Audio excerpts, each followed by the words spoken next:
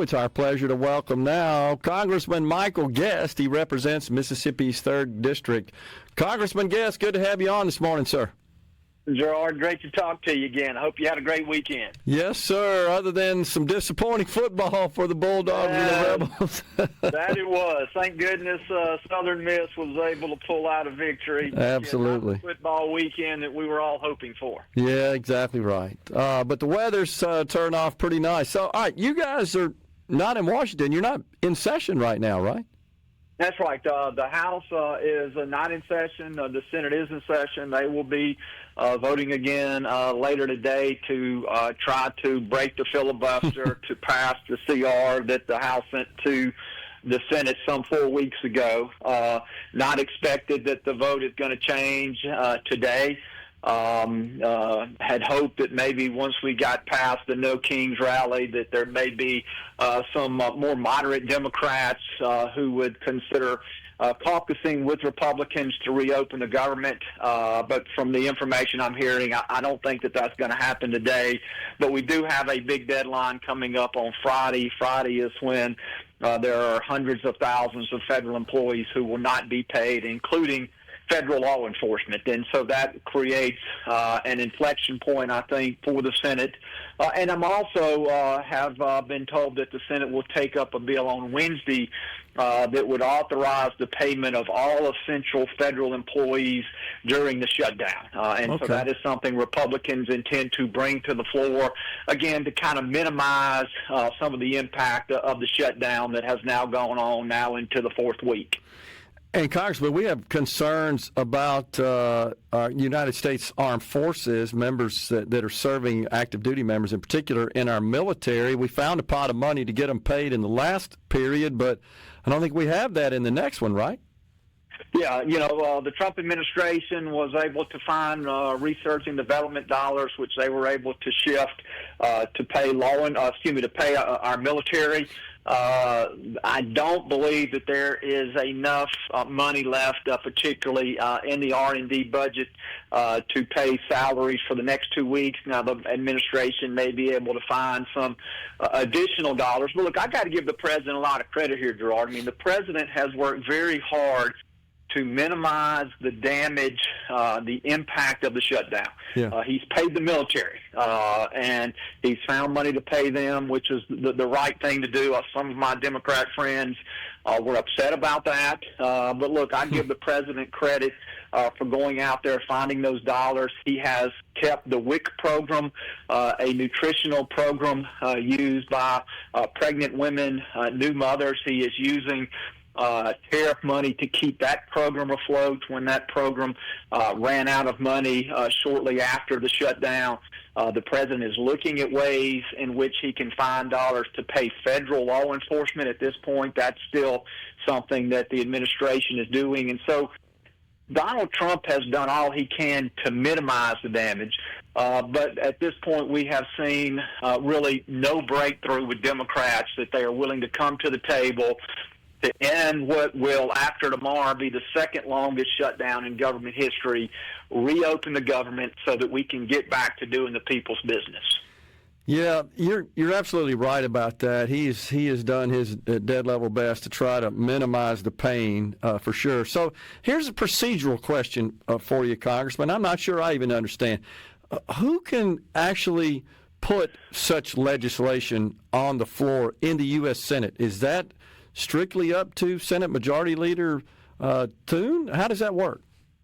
Yeah, as I understand, I think their rules are very similar to ours in that it does require the majority leader, in this case, to be able to put legislation on the floor.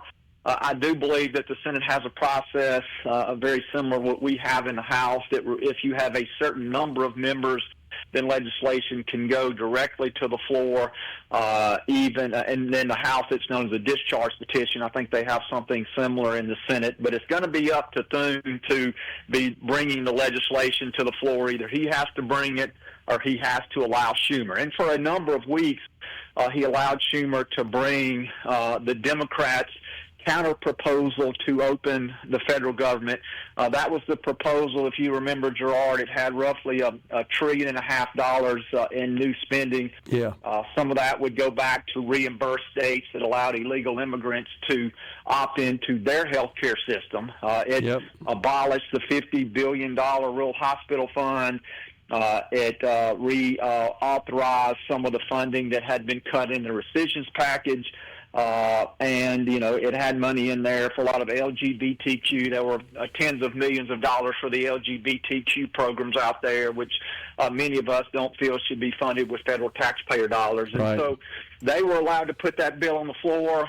It failed. At this point, Schumer is not allowed to put that version on the floor. Okay. And so it will be strictly up to John Thune as to what legislation they choose to take up. Okay, gotcha.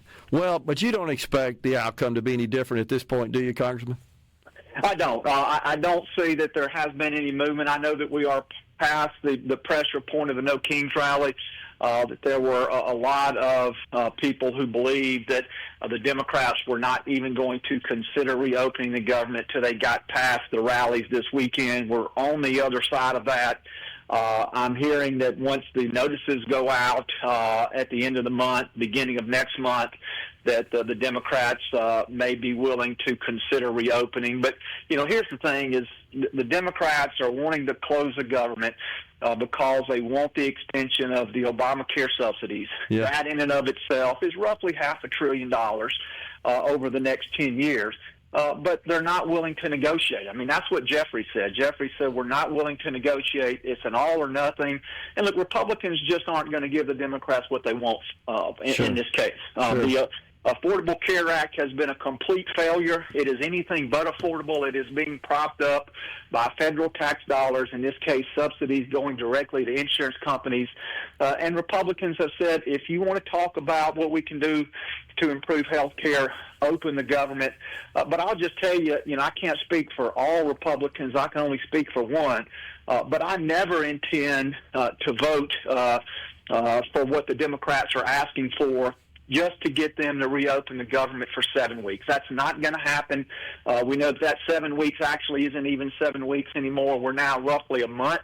We're just asking the Democrats to open the government between now and November the 20th, and they're unwilling or reluctant to do so. So I think we're going to continue to be in this standoff probably for several more days, if not the foreseeable future, Gerard. So you've noticed that there are some in your House, of course, in the House, that on the Republican side, I think 14 last count I saw, that are in favor of some degree of extension of the enhanced subsidies. And then this morning there are reports that there's some Republican senators that are certainly willing to have that conversation as well. Where do you stand on that? Is there kind of a version of that you could live with to continue to some extent these enhancements? Well, I take the position. I think that we've seen Mike Johnson really talk through it at his multiple press conferences he has every day. Is look, if we want to talk about these enhanced Obamacare subsidies, let's open the government. Yep. And then the next thing is, I believe that we need to put income limits on these subsidies. If you look at the figures, roughly 35% of all the subsidies go to families making $100,000 or more. And so these are not necessarily families who are right at the poverty line. In some cases, they're families making hundreds of thousands of dollars, and they're able to apply and receive these subsidies. So I think we need to look at income limits. I think we need to look at putting guardrails in place, because I've seen reports that some of the policies are what are known as phantom policies, that there aren't actually policies of individuals. And so insurance companies are able to use these phantom policies not to insure individuals, but strictly for profit. And the thing I think is most important, if we're going to shut down the government, if this is the most important thing that we are dealing with as a country, I think the Democrats should put forth a plan as to how they're going to pay for that. Yeah. If we're going to have $500 billion in insurance subsidies, then what programs are they willing to cut to pay for those? Yeah. And we've not heard that. All we've heard is just this will be added to the national debt. And I think Republicans are tired of spending money that we're not on programs that we can't afford to pay for. We'll take a break right here, but if you can hang with us, we'll continue this discussion. Would love to. Yes, sir. We got Congressman Michael Guest. We're coming right back. Days, we're visiting with Congressman Michael Guest. All right, so, Congressman, is it possible we can see a breakthrough on this? Because I understand your position, and you're right that these enhanced subsidies are cost about $40 billion a year. That's on top of the $80 billion plus already that the just standard original Obamacare ACA marketplace subsidies cost. So you're looking at $120, $130 billion a year of what, as you indicate, are simply payments to the insurers that sell their coverage in the exchanges. This isn't cash money vouchers that goes to the subscribers. You sign up, and the way the law works, your premiums are limited to a certain percentage of your income, and everything over that, the government picks up and sends directly to the insurer. Yeah, you're exactly right. I mean, and that's what I think a lot of people don't understand. I mean, these are subsidies to the insurance company. And so these monies go directly to the insurance companies. You're exactly right. They don't go to constituents. They don't go to the individuals. They go to the insurance companies. There have been allegations that there are many fraudulent policies because there are no claims that are made on those policies. And so there needs to be guardrails in place to stop waste, fraud, and abuse. I think when people think about subsidies for health care, they think about people who are at or near the poverty line. They don't think of individuals and families who are making, in some cases, hundreds of thousands of dollars. And again, we're at $38 trillion in national debt. And so, at some point, we've got to step back and we've got to say, look, what are some of the driving costs of that debt that we're incurring? Yeah. And some of that's healthcare. Healthcare is a big part of that. Yep. And so this is a way for us to begin to get that spending curve under control. And so I think that there would be people who would consider some sort of modified enhanced subsidies. But I think that there is not an appetite in the House, at least, and I can only speak for the House, are not a widespread appetite, and I don't think Mike Johnson is going to put on the floor just a flat extension of the Obamacare subsidies. And we see Jeffries has said, look, he's not in favor and does not support a one-year subsidy. He doesn't support us negotiating changing this program. He wants the program extended as is indefinitely, and that is the only thing that he will be supportive of. Okay. So he's drawn a line in the sand, and he said, hey, we don't want to negotiate. This is a hostage situation. This is a take it or leave it. If you don't give us what we want, then we're going to keep the government shut down. And that's what we've seen now going on for week 4. Okay, so I didn't realize that. So Schumer says no, it's got to be permanent. That just an extension not for Schumer, a year. Oh, Jeffries. Oh, Jeffries. Pardon me. On the House side. Okay, that's what I apologize. I missed that. Yeah, but my guess is Schumer may feel the same way because, like I said, there are Republicans that said, well, okay, well, if you guys would just open the government up, I'm talking about in the Senate, we'll talk about this, and really I think what they mean is we'll talk about ways to address this health care problem that's affecting all of us. And this all goes back, Congressman, you talk about the Affordable Care Act, how it's made premiums and the cost of health care anything but affordable. Goes back to some wizard back in 2009-10 time frame that said, hey, insurance shouldn't cost more than 8.5% maximum of your household income. That's right. When Obamacare was being debated, when it ultimately was being passed out of the Senate and House strictly along party lines, I mean, the American people were sold a bill of goods. I remember that if you like your doctor, you can keep your doctor, that quality of care is going to go up, cost is going to go down. And I think many of us, when we heard all the arguments that were being made in favor of that, many of us were skeptical and said, hey, we don't believe what we're being told. And now as we look back many years later, We see that the cost of medicine has gone up dramatically.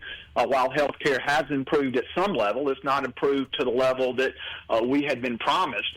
And again, this is a major driver of our national debt, which is health care. And how do we look at health care as a whole? And look, if you want to talk about, and I think it would be a great discussion for the House and Senate to have, is what can we do to overhaul the Affordable Care Act? What can we do to make sure we're taking care of our rural hospitals, we're taking care of people in rural communities, but what can we also do at the same time that we're going to try to get costs under control? And just passing an extension of the Obamacare enhanced subsidies, which were supposed to expire at the end of COVID, and we're well past the end of COVID, I believe it's going to do nothing but continue to drive cost up. Yeah. Yeah, well, it seems like it. Is there any further discussion among your colleagues, Congressman, about other areas that we can cut spending, especially given that it looks like we got an increase on the defense side of the discretionary component of government, but that other half of discretionary spending, which is the massive agency complex, I know there have been some permanent layoffs, it appears, or terminations of some of the jobs as part of this furlough process during the shutdown. Any discussion there about cutting some spending? Yeah, and that's one of the reasons we need to get the government reopened, Gerard, is, in the House we have passed all 12 of the appropriations bills. If you look at those 12 bills, 9 of those 12 bills we actually reduced spending from the year before. And so the bills that increased spending were Homeland Security, Defense, and MilCon VA. The other 9 bills, we actually had a reduction in spending. So an overall reduction in spending from the previous FY25. And what we're trying to do is get the appropriations bills. We're trying to get back into regular order, get the appropriations bills in the House and Senate, get those bills worked out, the differences in those bills, so that we can fund the government by way of appropriation bills, not CR. But I will tell you that the appropriation bills in the House, again, 9 of those 12 bills, we came in under the amount of money that we spent in FY25, and an overall decrease in spending. So there is an effort on the Republican side to bring spending down. Now, that only accounts for discretionary spending, which is 25% of the spending. Yep. The other 75%, as we've talked about before, is mandatory spending, and that mandatory spending will go up as long as we continue to see health care costs soar. Right. But I did want to point out, of the 25%, as you point out correctly, which is discretionary, that goes generally about half to defense and half to so-called non-defense domestic spending. But both the House and Senate passed legislation that does increase defense spending. Man, it seems like at a minimum we got to reduce the non-defense discretionary spending by at least that amount. Yeah, and the increase in the defense spending, I will say, was fairly minimal. There was an increase, but it wasn't a huge increase, again, from FY25, and there were corresponding cuts and actually additional cuts in the other 9 spending bills, so we would actually be in FY26. We would spend, again, looking at the 12 bills in total, if what passed the House Appropriations Committee were actually signed into law, we would actually spend less in FY26 than we did in FY25. Okay, gotcha. Well, I do think that the increase on the House side was somewhat less than what the Senate NDAA was calling for, as I recall. Yeah, and look, we got to make sure that we're paying our troops, sure. And we've got to make sure that we're making that investment. You talk about Reagan's vision of peace through strength. We are able to stay out of conflicts if we have the best trained, best equipped fighting force in the world, which we currently have. But we know particularly what we've seen with defense spending in China, that we are in a new Cold War, a new arms race, and we can't afford to fall behind. And so that's why it's important, with all the events happening in the Indo-Pacific, that we continue to have a robust investment in our military infrastructure, and making sure, again, that we properly pay and support our troops. Yeah, absolutely. I'm concerned about that, man. I think you would agree. If anybody needs to be prioritized to get paid, it's the people that serve in our uniform. That is right. And look, I give the president a great deal of credit for finding money to pay our troops and not using them as a pawn in this government shutdown. And I continue to support his efforts. And I think that there is going to be legislation offered in the Senate this week that would pay all essential employees, those individuals, not only military, but law enforcement, anybody that has been deemed essential. I'm told that bill is going to come to the floor possibly on Wednesday. And we'll see if Democrats will support that legislation. Okay, good. That's good to know. Well, we hope we get some breakthrough here pretty soon, Congressman. We got to go. We appreciate you joining us, and if anything breaks, I'm sure we'll have you back on to enlighten us. Thanks a lot, man. Yes, sir, Gerard. Good talking to you as always. You bet.